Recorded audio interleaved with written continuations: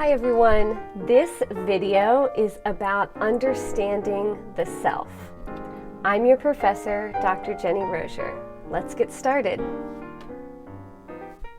Self-concept is each person's subjective view of who they are. It is a central point of reference for how we communicate. You grow up your whole life thinking about the kind of person that you want to be, even from a really young age. We base our self-concept on lots of different things. When you're growing up, you might hear someone call you something like, "Oh, you're so adventurous," and you think that that is a positive thing to be. So you work really hard the rest of your life or the next couple years trying to be adventurous because you think that's a trait that is a good trait to have or a good characteristic to have. We go throughout life navigating the world, watching other people, and maybe we see someone that we really admire or we really like behaving in a certain way and we model them. Or we see people behaving in a way that we don't like and we decide we're not going to have that be part of our self-concept. We also just watch other people react to the way that we communicate, and when people react favorably to us, we try to do that again. When people react unfavorably to us, we try to not do that again. One of the best ways that you can see self-concept development is in children. So I have 4 young kids, and our son Gavin, he is 11 and he is a twin, and he is so incredibly obsessed with his dad. He wants to be exactly like him. He looks very much like him, and so when he was growing up, lots of people called him Little Wesley, which is my husband's name, Little Wesley, or the tiny dad or something like that, because he just looked a lot like him. And I'm sure when he was very small, he heard things like that and thought it was cool. He also thinks his dad's pretty cool, and his dad is pretty cool. So he tries really hard to be like him as much as he can. And he's 11, so I think I said he was 10. He's not 10, he's 11. He's trying really hard right now to figure out the kind of person that he is.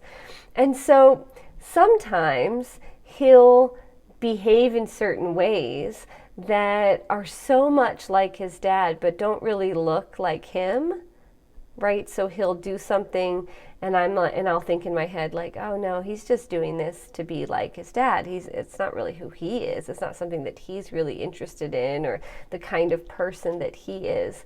And so it's very interesting how some things he keeps and some things he gets rid of because he realizes he can't just fake it till you make it. So it's a social construction, our self-concept. Like I said, people react to you. You communicate in a certain way, people react to you, and you decide this is the kind of person I want to be. Our self-concept changes our entire lives. You probably, hopefully, are not the same person now as you were 4 years ago or even 2 years ago. I hope that you have evolved. Some of your self-concept has been part of your life, most of your life. In the book, I talk about how I grew up wanting to be a storyteller like my dad, and I worked really hard at it. And I do think that most people think that I am a storyteller at this point. And so I have worked really hard trying to hone that storytelling skill so that people can see me as a storyteller. Think about what your self-concept is. Where did it come from? Are you copying something or someone that you've experienced throughout life? Or do you think that you've really come up with your own self-concept over the years? Now, self-awareness is that ability to be outside of yourself and see the kind of person you are in the same way that other people see you. So it really takes a lot of introspection and thought to think about how the way that you communicate and the things that you say and the way that you carry yourself and the things that you do, what that communicates to other people about the kind of person you are. So sometimes we will observe our own behaviors, right? We'll just think about like, well, part of my self-concept is I want to be considered a kind person. And so let me think about my behaviors over the last week or the last month. Have I been being kind? Well, if you have, then you're in line with your self-concept. But if you haven't, then you have a choice to make. You need to either start being kind again, right? So change your behavior to match the kind of person you want to be. Or you need to change your self-concept and realize, well, maybe I'm not that kind of a person. Maybe I don't want to be viewed as kind anymore, and so I'll take that out of my primary self-concept. We also use social comparison, and we look at other people. This can be really bad.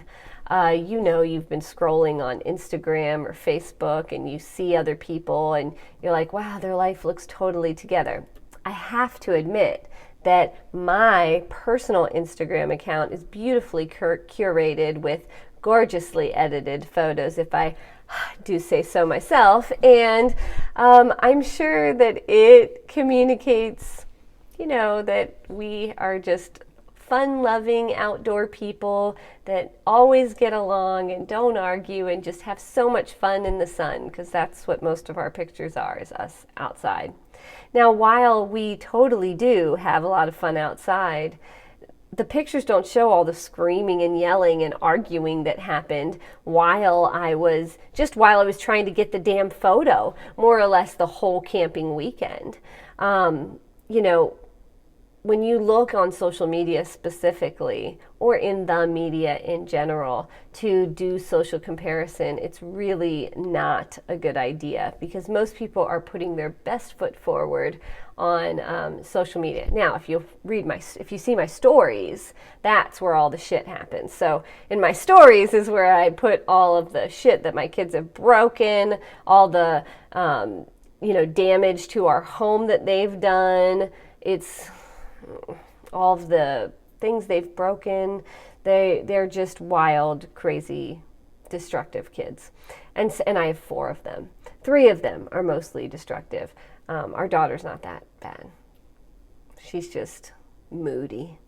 So, yeah. But the point is that self-awareness is this idea that you're reflecting on the kind of person that you want to be and the kind of person that you actually are. Now, if you really want to go through some critical self-reflection, you can ask yourself these questions. What am I thinking and feeling? Why am I thinking and feeling the way that I am? How am I communicating? How are my inner thoughts and feelings affecting my communication behavior? How can I improve my thoughts, feelings, and communication behavior? Critical self-reflection is a kind of self-awareness. It's not something you can do in a day. It's something that is constantly happening. You're constantly reflecting on the kind of person that you want to be, the kind of person that you actually are, how your behaviors are communicating that to other people. And if it's communicating something that you don't want it to communicate, then what can you do to change those things? What can you do to change those perceptions of you? I think that a lot of people, and I said this in the textbook, that a lot of people look at me and they think, oh, well, she's probably a really great mom. She talks about her kids a lot. She studies attachment. If you remember from the attachment lectures, she knows a lot about parent-child communication.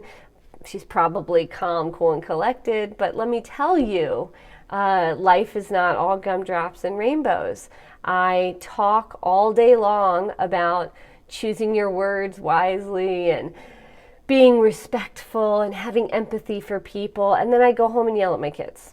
So I am not perfect by any means. Sometimes I have to do a check. Sometimes I have to think, okay, How is what I am saying and doing making me be the person that I want to be? And a lot of times when it comes to the kind of mom that I want to be, I really have to change my behaviors, actively change my behaviors. And it's not always that easy, to be honest. It's really not always that easy. And I work really hard at it, as I think a lot of moms do. But it is definitely not a cakewalk. Self-competence is actually a pretty interesting concept to me.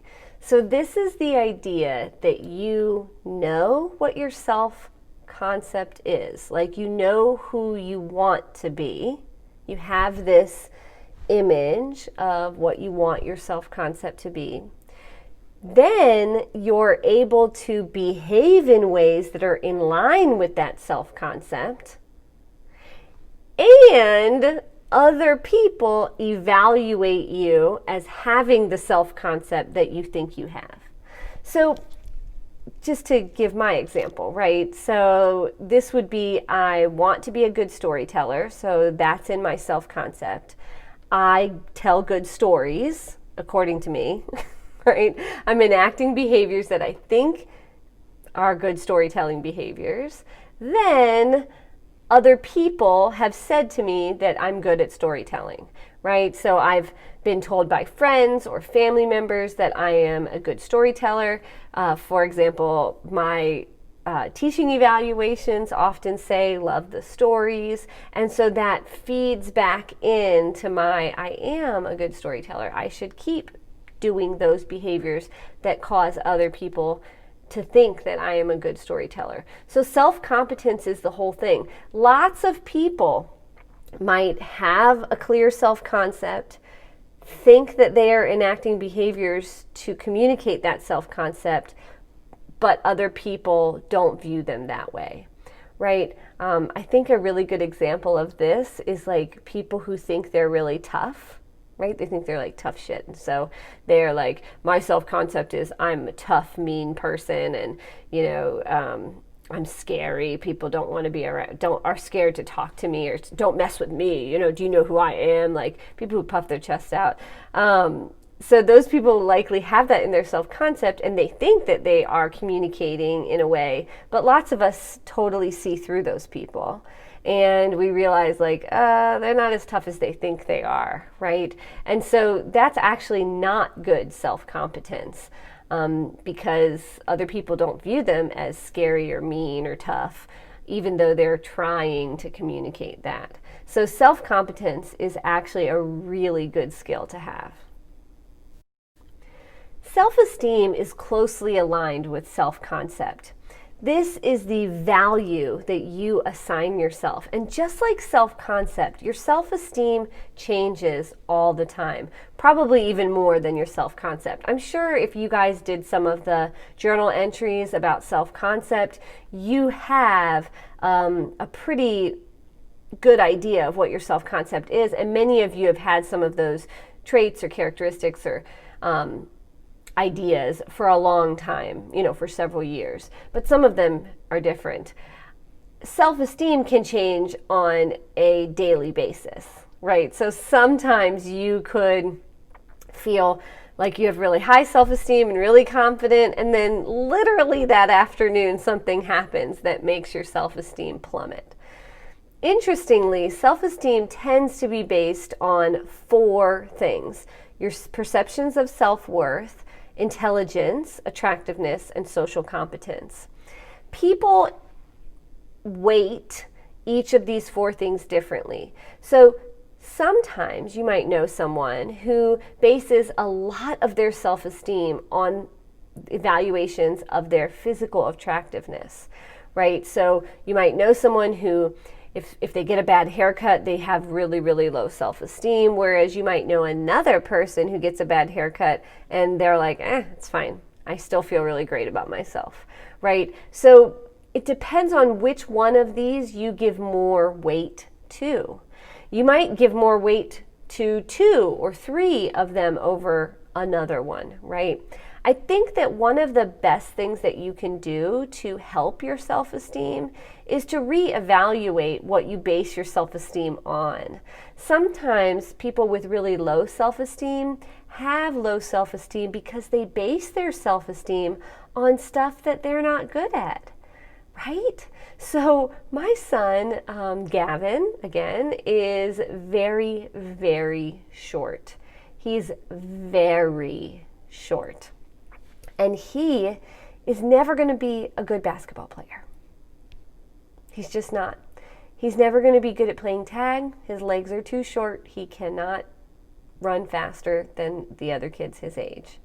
And so he has to base his self-esteem on other things, right? If he bases his self-esteem on his ability to play basketball, he's going to have low self-esteem his whole life.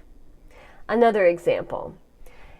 If your self-esteem is based on something that you're really good at, right, then you're likely to have pretty high self-esteem.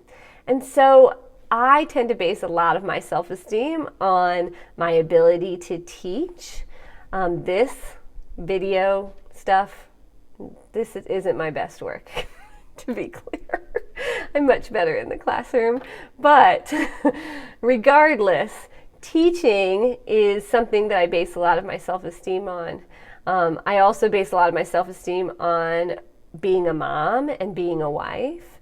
And so I base a lot of my self-esteem on my perceptions of self-worth in my roles, my life roles. So being a friend, being a mom, being a wife, being a teacher, being a writer, right? So these things really are important to me. They're important roles that I hold in my life. And I base a lot of my self-esteem on them. I also happen to be very good at lots of them, which is why I even have the roles, right? And so if you're worried about, or if you're having trouble with your self-esteem, one of the things you can do is do some serious self-reflection and think about what you base your self-esteem on and try to change what you base your self-esteem on. Well, that's a wrap. I'm Dr. Jennie Rosier, Associate Professor of Communication Studies at James Madison University. I'm also the director of the RLH Project. You can find me on Instagram at Relationships Love Happiness or on Facebook at /Relationships Love Happiness. Thanks for watching.